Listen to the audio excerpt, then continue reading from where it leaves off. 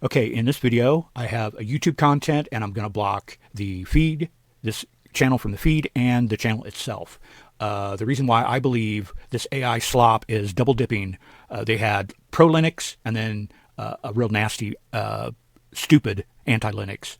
Basically, this dude is pro Linux and then he makes a video, since been taken down, that says, okay, I got a PDF from a Windows machine, and the words were all jumbly, had it of the wrong font. And he said he was going to uninstall Linux because it was a big mistake.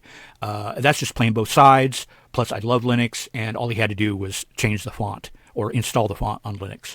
So this really pissed me off. So much so, I wanted to do this video. So if you have something similar, all you got to do, find the video, go to the three dots, and do not recommend that for your feed, and go to their website or their YouTube channel and go to your About.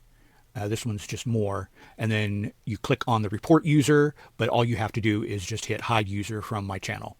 So this one was particularly egregious. I think this is just AI slop, my opinion, and he's just double dipping. So if you ever have AI slop or someone doing this, I hope this has helped.